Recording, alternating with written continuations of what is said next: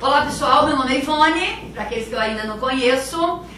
Dando sequência, nós vamos trabalhar as questões de direito administrativo. A gente já sabe do projeto, né, do CEP com a Gazeta.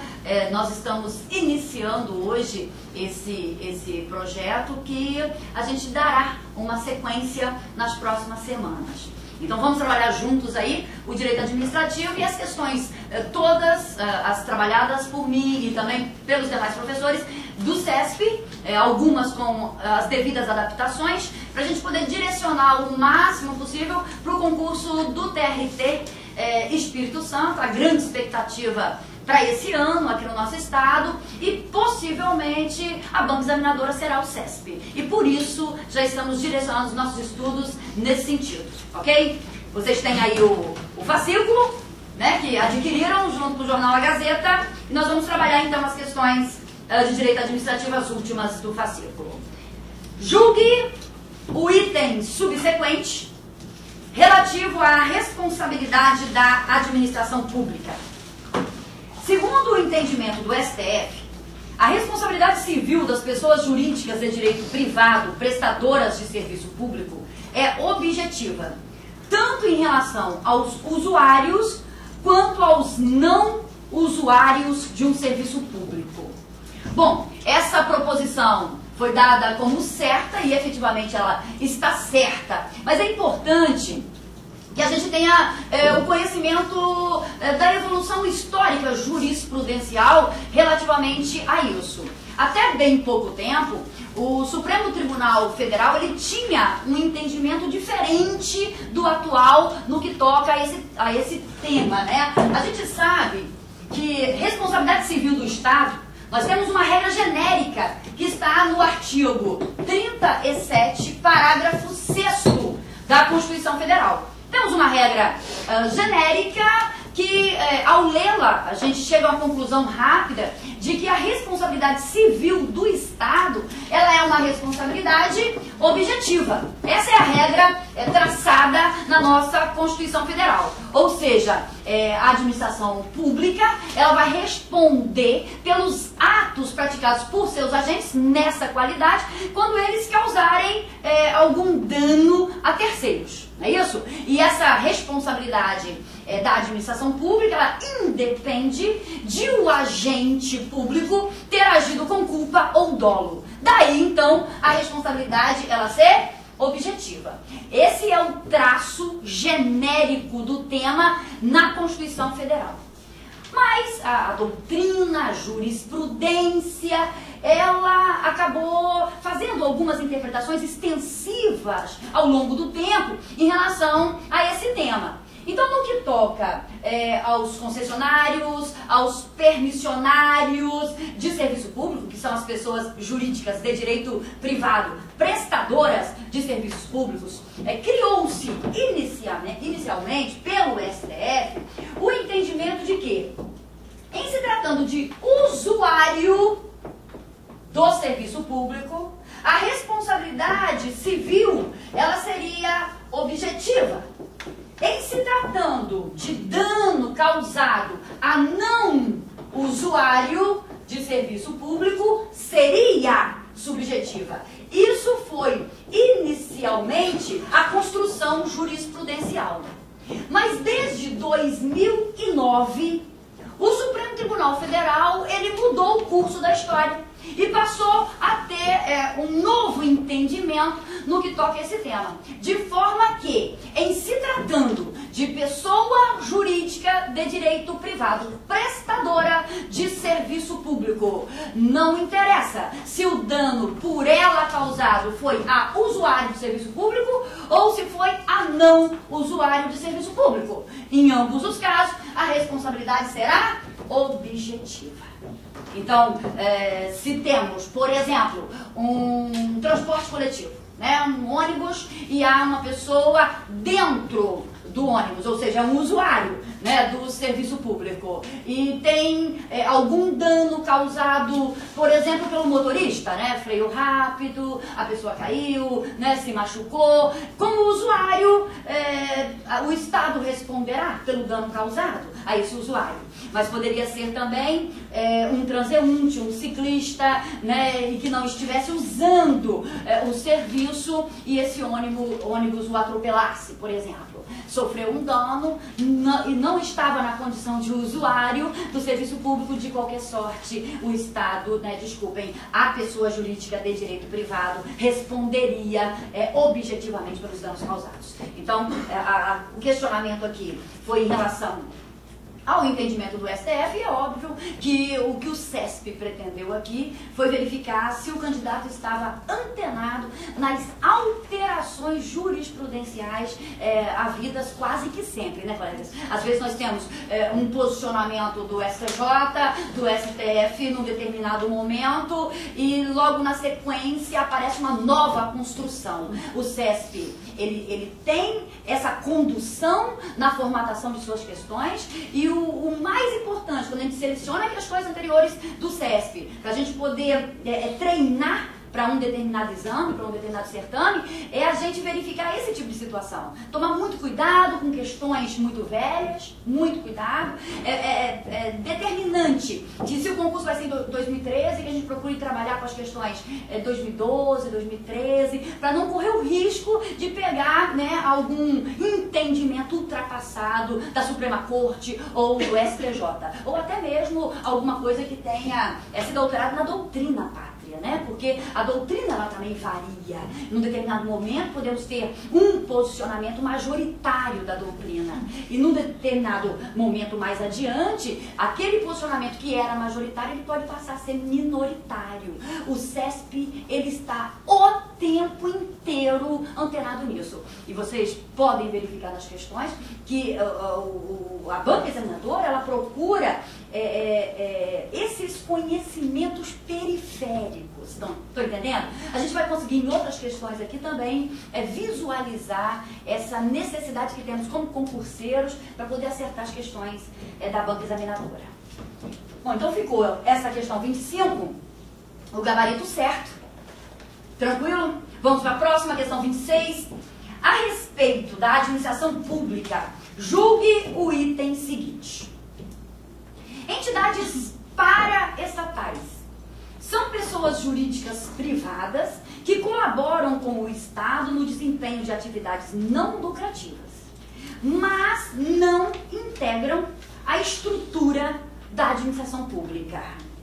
Uma proposição que também está certa, né? A proposição está correta. E aqui, na verdade, o examinador ele fez uma pergunta direta, sem maiores complicações. Está perguntando sobre o terceiro setor, não é isso, colegas? Entidades paraestatais aqui. Ele está se referindo ao terceiro setor, também conhecido na doutrina como o famoso sistema S, não é isso? Que vai incluir, então, as organizações sociais, as OCIPs, os serviços sociais autônomos, aquelas chamadas fundações de apoio, né? O terceiro setor. Embora desempenhe atividades super importantes, de interesse coletivo, o fato é que a doutrina majoritária entende que esse terceiro setor, né, essas entidades, hoje chamadas no direito administrativo moderno de entidades paraestatais, não compõem a estrutura da administração pública, né? Isso não é totalmente pacífico na doutrina. Ainda temos alguns poucos, né, que defenderiam o posicionamento dessas entidades paraestatais na administração pública indireta, mas é uma doutrina minoritária e superada, sobretudo, pelas bancas examinadoras mais importantes, como o CESP, ESAF. Então, nós ficamos aí na 26 com o gabarito correto. Seguindo, 27. Acerca do direito administrativo, julgue os itens a seguir. De acordo com o critério legalista, o direito administrativo compreende o conjunto de leis administrativas vigentes no país, ao passo que, consoante o critério das relações jurídicas, abrange um conjunto de normas jurídicas que regulam as relações entre a administração pública e os administrados.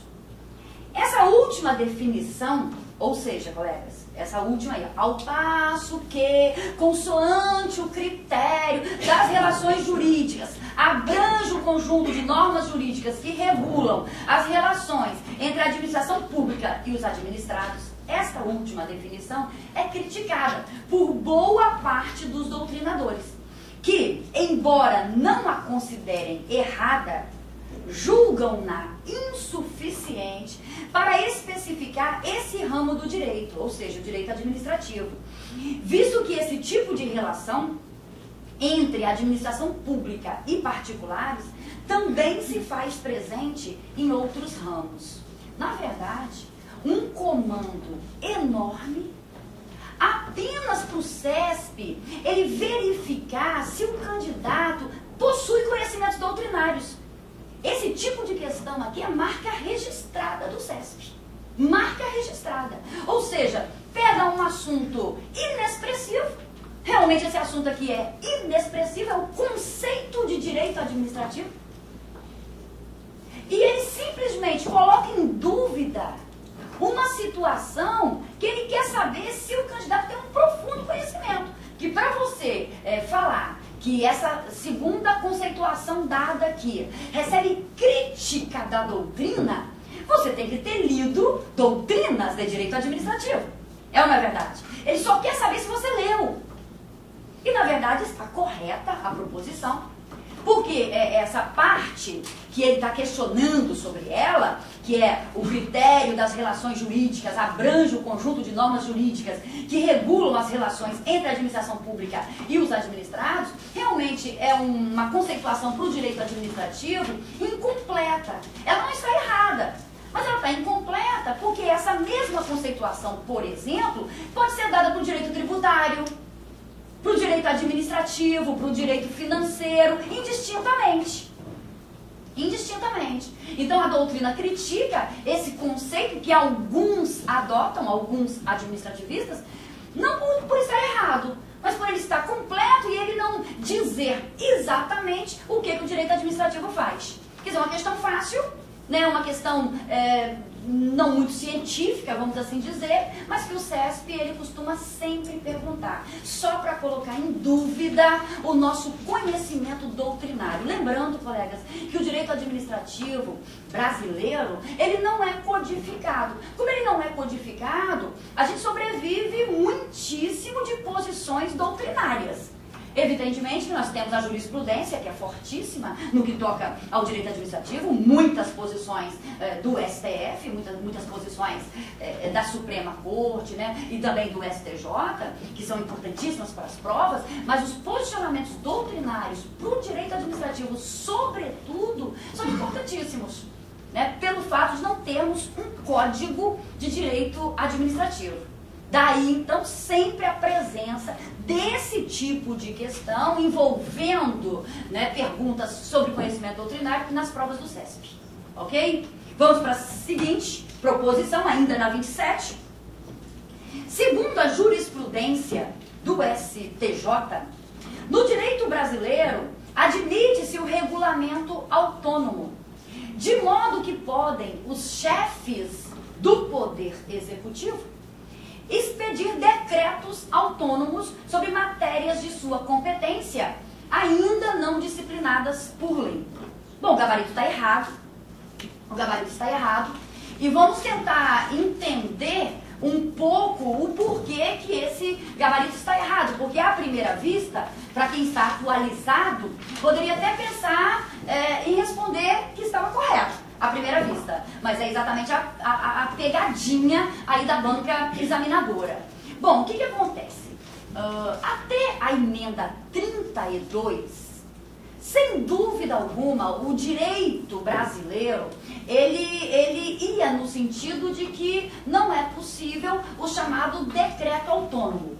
Então, da Constituição de 88, redação original, até a emenda 32, que é de 2001, não havia discussões nesse sentido, porque a doutrina, de forma maciça, entendia que o direito brasileiro não comportava a figura do decreto autônomo, ou seja, uma matéria ainda não disciplinada por lei ser disciplinada disciplinada apenas em um decreto. Ou seja, a figura do decreto, então, no direito administrativo brasileiro, até a emenda 32, possuía apenas esse sentido do regulamento, né, da normatização. Então, nós tínhamos um determinado tema disciplinado numa lei, o decreto vem e regulamenta aquilo que já está disciplinado numa lei. A função do decreto no direito brasileiro, até a emenda 32, era tão somente essa, não podendo, então, o decreto ele tratar de uma matéria de forma autônoma, ainda não disciplinada por lei.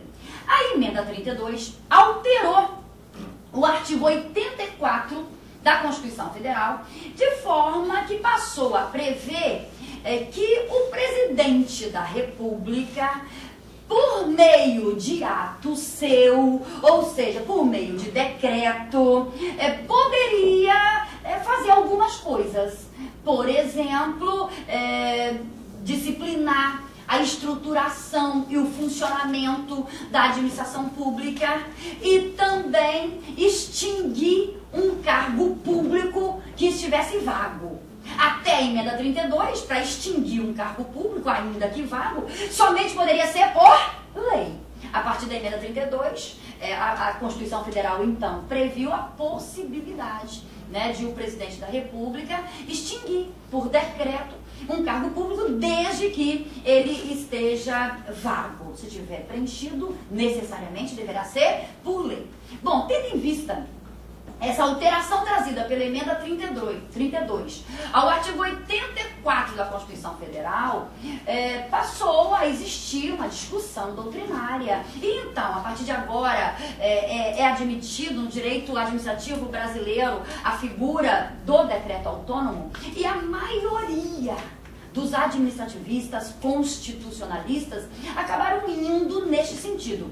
Embora não haja uma unanimidade, isso é importantíssimo para as provas do SESP, não há uma unanimidade na doutrina.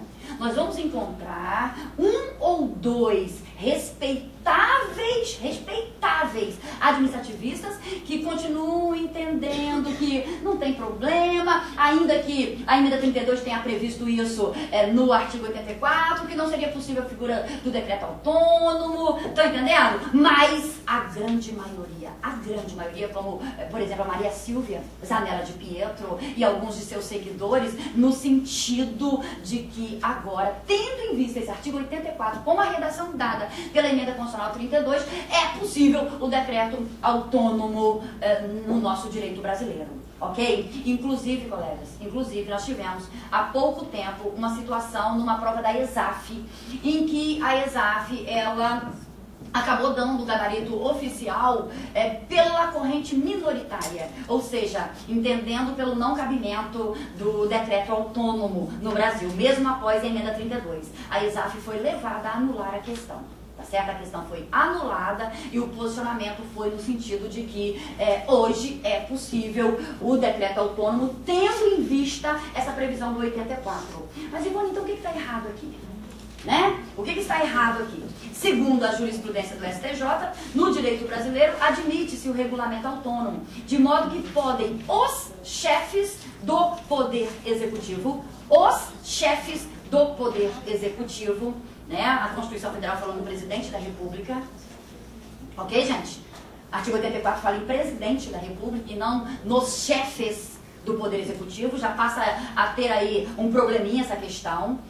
Podem os chefes do Poder Executivo expedir decretos autônomos sobre matérias de sua competência, ainda não disciplinadas por lei. Na verdade, também aqui nós temos um outro problema nessa proposição, porque está falando que os decretos autônomos poderiam ser expedidos sobre matérias de sua competência, ainda não disciplinadas por lei, de forma genérica, ou seja, qualquer matéria que seja da competência do chefe do Executivo, que não esteja disciplinada por lei, vai poder ser disciplinada por decreto. E não é isso que a Constituição diz. A Constituição lista quais são as matérias que podem ser tratadas por decreto. É ou não é verdade? Então nós temos essa dificuldade aí, por isso, evidentemente, está errada a proposição. Está errada a proposição. Seguindo, colegas, questão 28, acerca de princípios da administração pública e conceitos de administração pública, órgão público e servidor, julgue os itens a seguir. Esse item que a gente vai ver agora, ele comporta uma peguinha violenta do CESP, extremamente violenta do CESP. Vamos ver se a gente consegue localizá-la. Cargo público é, na organização funcional da administração direta e de suas autarquias e fundações públicas, ocupado por servidor público, com funções específicas e remuneração fixadas em lei. Assim, a pessoa que mantém vínculo trabalhista com o Estado sob a regência da CLT ocupa cargo público. Em princípio, essa proposição estaria certa. É mesmo, Ivone? Lógico, pela súmula 390 do Tribunal Superior do Trabalho. Súmula 390 do Tribunal Superior do Trabalho. Por essa súmula e considerando o novo direito administrativo brasileiro, em princípio, essa proposição está certa. A única coisa que está errada aqui é essa expressão "a pessoa". É a única coisa que está errada aqui. Essa expressão "a pessoa". Mas por quê? Olha só, colegas. Nas minhas aulinhas de direito administrativo, eu sempre explico a evolução ou involução, né, do direito administrativo, tendo em vista, sobretudo, a emenda 19. A partir da emenda 19, tivemos inúmeros problemas na administração pública brasileira, tendo em vista que a emenda 19 extinguiu a obrigatoriedade do regime jurídico único, ok? E depois, muito depois, o Supremo Tribunal Federal declarou a inconstitucionalidade da emenda 19 no que toca à extinção dessa obrigatoriedade do regime jurídico único, de forma que hoje está valendo a regra do caput do 39 da Constituição, a obrigatoriedade do regime jurídico único. É o que vale hoje, a obrigatoriedade do regime jurídico único, ok? Mas, até o Supremo chegar a essa decisão, demorou bastante, a administração pública ficou confusa logo após a emenda 19, e nós tivemos, né, algumas situações concretas que transformaram a jurisprudência, a doutrina brasileiras. No direito administrativo, é super importante você conhecer essa súmula, que eu sempre digo, ela é muito mais importante para o direito administrativo do que para o direito do trabalho, embora seja uma súmula do Tribunal Superior do Trabalho. Na administração pública, nós temos dois regimes jurídicos possíveis de contratação: o regime estatutário e o regime seletista.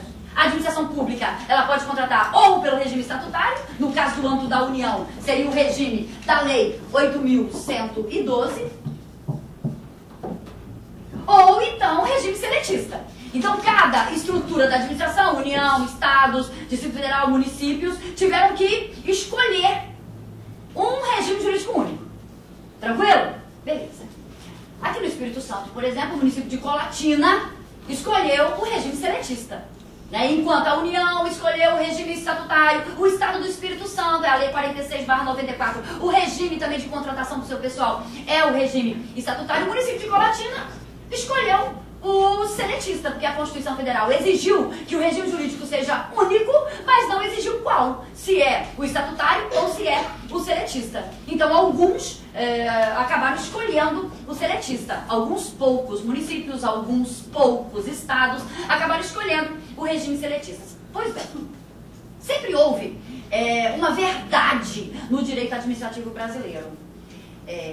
Se a administração pública contrata alguém pelo regime estatutário, essa pessoa, ela será servidora pública e vai ocupar cargo público. Então, o regime estatutário, servidor público, cargo público, ok? Se a administração pública contrata alguém pelo regime da CLT, essa pessoa ocupará um emprego público e será empregada pública. Isso sempre foi uma verdade para o direito administrativo. Sempre foi. Continua sendo no que toca a empresas públicas, a sociedades de economia mista, que só contratam pelo regime da CLT, ok, gente? Só podem contratar pelo regime da CLT. Mas em relação à administração pública direta, as autarquias, as fundações públicas, a questão aqui está falando de administração direta, de autarquias, de fundações públicas, como o município de Colatina, que é a administração direta, escolheu o regime seletista. Então quem faz um concurso público para o município de Colatina é contratado pelo regime da CLT. Esse camarada, que é contratado pelo município de Colatina, fez concurso público, administração direta, regime seletista, carteira do trabalho anotada. Ele ocupa cargo público? Ele é servidor público? Administração direta, eu quero saber. Ele é servidor público? Ele ocupa cargo público? O SESP também quer saber. Essa pergunta aqui envolve súmula 390 do TST, não é uma questão qualquer.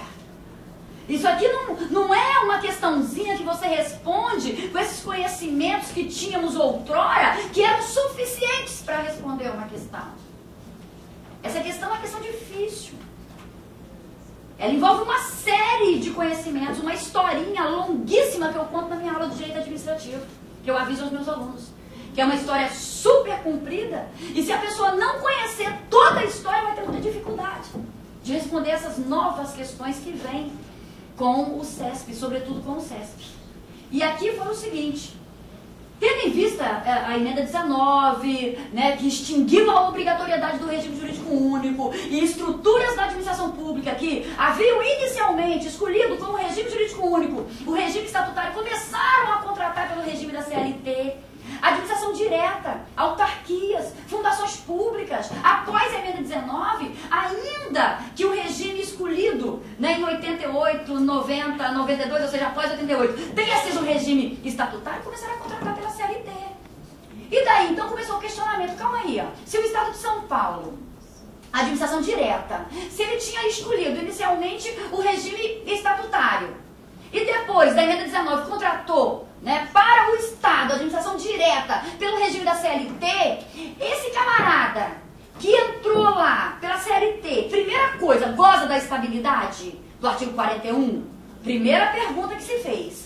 Goza da estabilidade do artigo 41 porque é seletista. Se é seletista, tem FGTS. E se tem FGTS, em princípio não teria estabilidade. Concordo, colegas? Porque se tem o Fundo de Garantia por Tempo de Serviço, né, não teria estabilidade, porque são institutos antagônicos, FGTS e estabilidade. Então, e aí, o cara é seletista, vai ter estabilidade? Outra coisa, esse camarada que é contratado pela administração direta, mesmo sendo pela CLT, ele não seria servidor público, não? Vem cá, mesmo sendo pela CLT, ele não vai ocupar, não é cargo público, não? E começou questionamento em cima de questionamento. Muitas ações judiciais, muitas ações, até que nós tivemos a súmula 390 do TST, que explica uma porção de coisa. Primeiro, que a administração direta, autarquias e fundações, não interessa o regime de contratação, se é estatutário ou se é seletista, goza da estabilidade do artigo 41.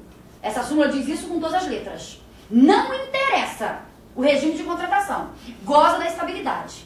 E a segunda coisa é que essa súmula, ela responde a um outro questionamento, ainda que de forma indireta. Ela fala em servidor público seletista. Servidor público seletista? Porque até então, se é seletista, não é servidor público, é empregado público. Mas a súmula refere-se a servidor público seletista. Está tratando de administração direta, autarquias e fundações. E ao tratar de administração direta, autarquias e fundações, refere-se a servidor público seletista. Que o servidor público seletista da direta, da autárquica e da fundacional gozará da estabilidade do artigo 41. Ora, se o seletista é servidor público, de acordo com essa súmula, o seletista ocupa cargo público. Concorde? Rapidinho, Patinho. Essa questão, ela está falando sobre isso. Vou ler de novo com vocês, rapidinho. Cargo público é, na organização funcional da administração direta e de suas autarquias e fundações, ocupado por servidor público, com funções específicas e remuneração fixadas em lei. Assim, a pessoa que mantém vínculo trabalhista com o Estado, sob a regência da CLT, ocupa cargo público. Estaria certo se não fosse essa palavra pessoa. Não é a pessoa. Não é a pessoa. Porque nós podemos ter uma pessoa que mantém vínculo com o Estado, seletista, mas que não ocupe cargo público. Por exemplo, se ele for contratado temporariamente. Uma pessoa contratada temporariamente mantém um vínculo seletista com o Estado. Concorde, colegas? Se nós temos Vitória contratando temporariamente várias pessoas, né, para desempenharem determinadas atribuições, o que a Constituição determina? A pessoa contratada temporariamente, ela vai ser seletista. Ela será e ocupa uma função pública e não um cargo público, um contratado temporariamente. Ao invés de estar a pessoa aqui, deveria estar assim, o servidor que mantém vínculo trabalhista com o Estado, sob a regência da CLT, ocupa cargo público. Servidor não interessa se comissionado ou se efetivo. Então, fez concurso, ocupa um cargo efetivo. É CLT? Lá no município de Colatina, gente.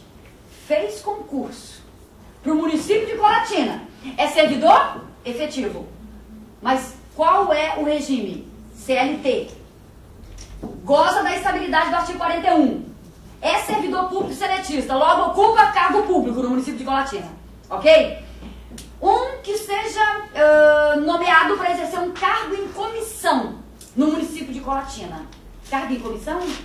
Também é servidor público. Servidor público comissionado. Certo, gente? Seletista. Regido também pela CLT. Evidentemente que esse não gozará da estabilidade do artigo 41, porque para ter estabilidade tem que ser concursado, tem que ser efetivo. Mas de qualquer maneira vai ser servidor. Então, aqui, quando o examinador colocou a pessoa, foi uma peguinha. Uma peguinha grande, porque primeiro a pessoa tinha que saber, né, o candidato, da súmula 390 em todas as circunstâncias. Ele colocou isso aqui exatamente para colocar todo mundo em dúvida. Para quem conhecia a 390 colocar certo e errar por cada pessoa. Para quem não conhecia a 390 colocar errado e errar porque não conhecia a súmula 390. Alguma coisa assim, tá certo? Então ficou errado, e a explicação é essa. Eu vou dar uma dica. Essa súmula 390 para concursos de TRT, ela é fundamental. Ela vai cair pra gente. Ou em direito do trabalho, ou em direito administrativo, ou em direito constitucional. Ela vai cair. 100% de certeza. Seguindo, colegas. Com base na Constituição Federal de 88, a vedação de acúmulo remunerado de cargos, empregos ou funções públicas não se estende às sociedades de economia mista, pois essas são pessoas jurídicas de direito privado. Mentira. Está errada essa afirmativa. Errado por quê? O artigo 37, inciso 17 da Constituição Federal é enfático em dizer a proibição de acumular estende-se a cargos, empregos e funções públicas em toda a administração pública, direta, indireta, inclusive subsidiárias. Inclusive qualquer empresa controlada, ainda que indiretamente pelo poder público. Ou seja, gente, eu sempre comento que essa proibição de acumular cargos, empregos e funções é uma das regras mais extensivas da Constituição Federal. Então, se a gente vai ser analista judiciário ou técnico judiciário no TRT, evidentemente que ainda que houvesse compatibilidade de horários, nós não poderíamos ter um emprego na Petrobras, que é uma sociedade de economia mista. Nós não poderíamos ter um emprego no Banco do Brasil, ainda que houvesse compatibilidade de horários, porque é uma acumulação proibida. Concordem rapidinho.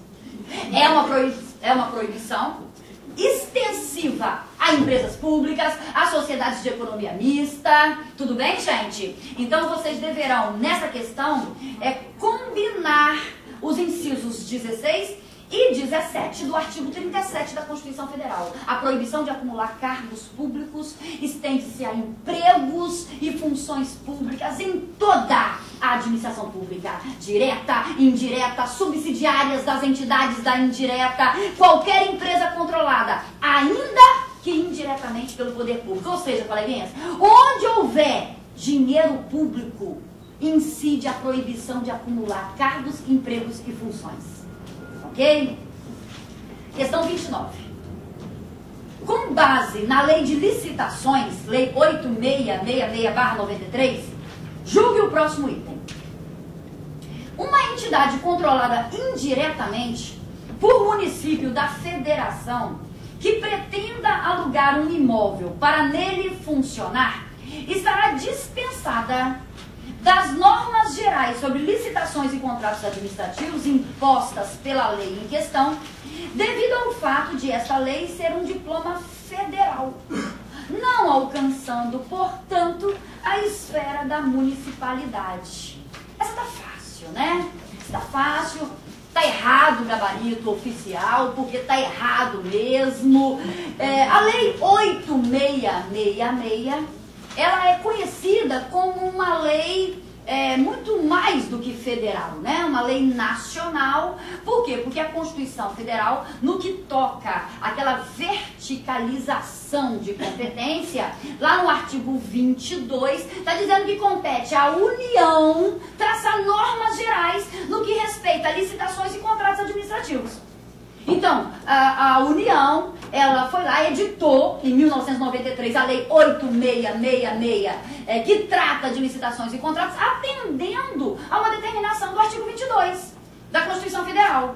Então, se compete à União traçar as normas gerais, a Lei 8666, ela é uma lei aplicável à União, aos estados, ao Distrito Federal, aos municípios, né, que a questão aqui especificamente questiona. Então, os municípios deverão sim, né, seguir as normas gerais da 866. Mas poderiam os municípios terem legislação própria no que toca a licitações e contratos administrativos, colegas? Sim, poderia. Os estados podem ter uma legislação própria, os municípios também podem ter, desde que respeitadas as normas gerais traçadas na Lei Federal 8666. E digo mais, não são apenas normas gerais. Além das normas gerais, as normas e toda a previsão principiológica da Lei 8666 deverá ser observada também quando municípios, estados legislam sobre licitações e contratos administrativos. Continuando aí, estamos quase acabando. Todos os anos, questão 30, todos os anos, na estação chuvosa, a região metropolitana de determinado município é acometida por inundações, o que causa graves prejuízos a seus moradores. Estudos no local demonstraram que os fatores preponderantes causadores das enchentes são o sistema deficiente de captação de águas pluviais e o acúmulo de lixo nas vias públicas. Considerando essa situação hipotética, julgue o item subsequente. De acordo com a jurisprudência e a doutrina dominante, na hipótese em pauta, caso haja danos a algum cidadão e reste provada conduta omissiva por parte do Estado, a responsabilidade do Estado será subjetiva. Certo ou errado? Está certa a proposição. Está certa a proposição. Ivone, como assim? No que toca a responsabilidade civil do Estado, falávamos, né, inicialmente, numa outra questão, que o direcionamento da Constituição Federal é no sentido de que a responsabilidade civil do Estado é uma responsabilidade objetiva. Que significa o quê? Quando o agente público, ele pratica um ato e causa prejuízo a um terceiro, Esse terceiro, ele vai ajuizar a ação não contra o agente público, né? Vai entrar com a ação contra o Estado, não é isso? E esse terceiro prejudicado, ao acionar o Estado, ele, regra geral, não vai precisar provar que o agente público que praticou o ato, que causou o dano, tenha agido com culpa ou dolo. Ou seja, apenas o nexo causal entre o ato praticado pelo agente público e o dano causado ao terceiro já é suficiente para caracterizar a responsabilidade civil do Estado, tá certo? Isso é o comando geral. Responsabilidade objetiva é isso. É o terceiro prejudicado que ajuiza a ação contra o Estado. Ele não precisa provar culpa ou dolo do agente. Ele só precisa provar que houve um dano, que há um nexo causal entre o ato praticado e o dano sofrido e a extensão do dano. Qual foi o dano? Porque se houver condenação do Estado, tem que ser aferida a indenização, então tem que medir qual foi o dano. Não precisa provar que o agente público tinha a intenção de causar o prejuízo, ou que foi negligente, imprudente ou imperito, né? Isso é responsabilidade objetiva, essa é a regra. Mas eu falei para vocês que essa matéria era riquíssima em termos de jurisprudência e de doutrina. E a jurisprudência ela foi construindo alguns raciocínios em cima desse tema.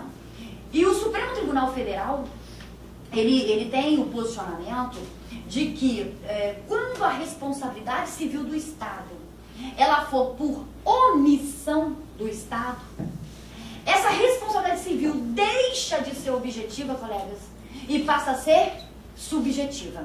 Ou seja, para ser causado um dano, pode ser mediante uma conduta comissiva, ou seja, fez algo, cometeu alguma coisa, ou uma conduta omissiva. A conduta que causou o dano pode ser uma conduta comissiva ou uma conduta omissiva. Quando o Estado ele tinha que fazer determinada coisa e deixou de fazer, ou seja, houve uma omissão do Estado e essa omissão causou um prejuízo a terceiros, entende o Supremo que esse prejudicado que vai ajuizar a ação, ele vai ter que provar que o Estado, ao se omitir, agiu com culpa ou dolo. Então, na responsabilidade civil por omissão, ela deixa de ser objetiva e passa a ser subjetiva. Então, isso é muito comum no caso de chuvas, por exemplo, né? Não houve a limpeza dos bueiros. Se não houve a limpeza dos bueiros, o Estado, máquina estatal, tinha que ter feito.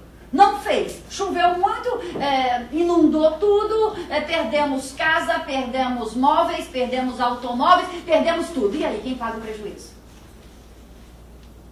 Vamos acionar o Estado, porque já houve outros períodos de chuvas e que não houve essa inundação. Se agora houve, então é porque estavam entupidos os bueiros. Alguma coisa nesse sentido. Mas tem que provar isso. Tem que provar que o Estado foi negligente, que ele não limpou, tá entendendo? Então não é só provar, tive o prejuízo, e houve a chuva, e houve a inundação. Não é só falar isso não, tem que provar que o Estado realmente não limpou os bueiros, porque pode ter acontecido outras situações. Seria mais ou menos isso. Essa é a construção jurisprudencial do Supremo. Não dá para entrarmos em muitos pormenores, poderíamos passar aqui 1 hora só falando do tema, não é possível, mas leiam sobre isso. Responsabilidade civil do Estado por omissão do Estado. O Supremo tem muita coisa sobre isso e eu posso afiançar, colegas, o CESP ama esse tema. É difícil uma prova do CESP que não tenha uma pergunta sobre responsabilidade civil e normalmente é por omissão do Estado. Ok? Seguindo então, questão 31. Em relação a controle e responsabilização da administração, julgue o item a seguir. Ao Tribunal de Contas da União, não cabe julgar as contas dos administradores de sociedades de economia mista e empresas públicas. visto que a participação majoritária do Estado na composição do capital não transmuda em públicos os bens dessas entidades. Certo ou errado? Certo ou errado? Errado. Errado porque perigosa também essa questão. Perigosa por quê? Porque ela trata de jurisprudência do STF, que foi alterada há pouquíssimo tempo. O entendimento do Supremo, logo após a emenda 19, com essa história de princípio da eficiência, com o modelo gerencial, a posição do Supremo, logo após a emenda 19, era no sentido de que se o Tribunal de Contas da União, ele fosse meter o bedelho, vamos assim dizer, nas empresas públicas, nas sociedades de economia mista, que iria burocratizar demais a administração pública e que iria trazer um atraso para a administração pública. Então, o posicionamento inicial do Supremo é de que as sociedades de economia mista, imagine Petrobras, Banco do Brasil, não estariam sujeitos a uma tomada de contas pelo Tribunal de Contas. Esse era o posicionamento do Supremo, que foi alterado há pouco, e hoje o atual posicionamento é no sentido de que, sim, sociedades de economia mista e com muito mais razão empresas públicas, que o capital é 100% público, estão sujeitos à fiscalização, ao controle externo do Tribunal de Contas da União. Vejam vocês, um detalhe também importante, né, de questões do SESC, é que está na cara que essa questão aqui, ela é jurisprudencial, mas em nenhum momento o SESC colocou de acordo com o entendimento do STF. Ele faz muito isso também. Tá? Geralmente ele coloca de acordo com o entendimento do STJ, do STF, mas às vezes ele está querendo provar o candidato. Não vou falar nada de Supremo, vamos ver se leu sobre o tema. E é um tema, vocês vão de concordar, que não há como sobreviver se não for em relação à jurisprudência. Quem é que vai responder isso? Se sociedade de economia mista, Petrobras, Banco do Brasil, estão sujeitos ou não ao controle externo do Tribunal de Contas da União? Só pode ser o Supremo. Então é matéria jurisprudencial essa aqui. Seguindo, coleguinhas, 32. E a última, né? Respiro total aí de todo mundo. Julgue os itens a seguir referentes a atos administrativos, administração pública e seus princípios. Com base no princípio da autotutela administrativa, a administração pública pode revogar seus atos discricionários. É verdade, né, gente? Pode anular, pode revogar, tudo com base no princípio da autotutela. Mas vem cá, será que independentemente do respeito aos direitos adquiridos?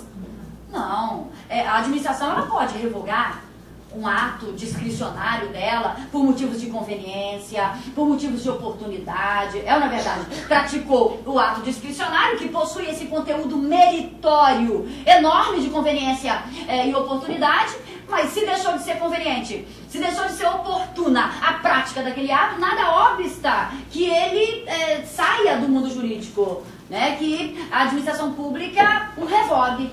Pode, respeitados os direitos adquiridos. É a literalidade da súmula 473 do Supremo Tribunal Federal. É a literalidade. Peguem a súmula 473 do Supremo Tribunal Federal, que é a súmula que expressa o princípio da autotutela da administração pública. A administração pública é obrigada a tutelar os seus próprios atos. Praticou um ato, o ato é ilegal, tem que anular o ato. Praticou o ato discricionário, por conveniência ou oportunidade, não é mais conveniente, não é mais oportuno, pode revogá-lo. Anulação para ilegalidade, revogação para coisa que é legal, mas inconveniente, não é isso? Então, essa coisa legal, mas inconveniente agora, inoportuna agora, pode ser revogada, mas tem que respeitar os direitos adquiridos. Não é construção doutrinária, é construção jurisprudencial, porque a própria súmula 473, ela diz isso.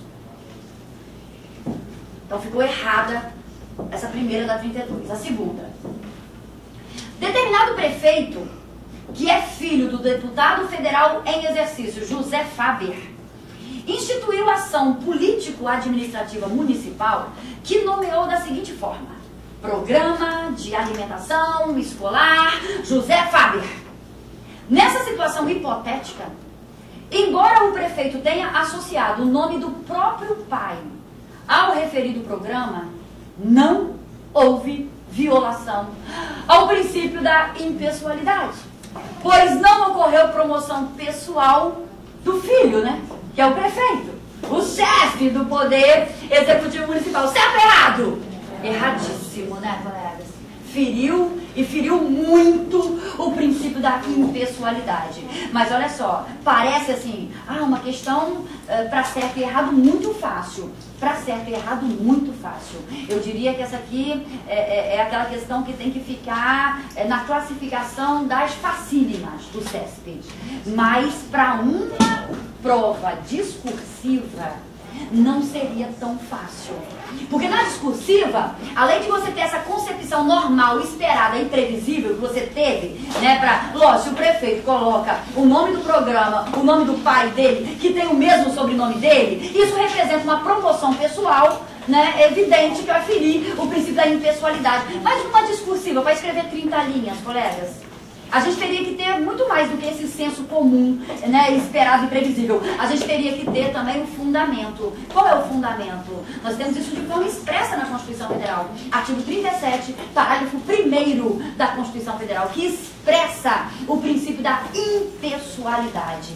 Não pode nenhum servidor público, nenhuma autoridade pública utilizar nomes, símbolos, imagens para fazerem promoção pessoal. A questão trata disso para falso ou correto. Tá boa, tá fácil, mas lembrem, esse tema é um tema extremamente pedido nas questões discursivas do CESP, que é uma preocupação que todos nós temos que ter. Possivelmente nossa prova terá discursiva, então temos que saber muito as provas objetivas, as de certo e errado do CESP, mas é claro, temos que preocupar. Cada vez que encontramos um assunto numa questão objetiva, nós já temos que pensar nesse assunto em forma de discursiva. Estão entendendo, colegas? Temos que pensar, e se isso caísse numa discursiva? E se eu tivesse que escrever 30 linhas sobre o princípio da impessoalidade? O que eu iria escrever? Se eu tivesse que escrever 30 linhas sobre responsabilidade civil do Estado por omissão, o que eu iria escrever? São temas que o CESP ama. E a gente tem que tomar juízo e já nos preparar nesse sentido, de acertar a prova objetiva e não ficar reprovado na discursiva.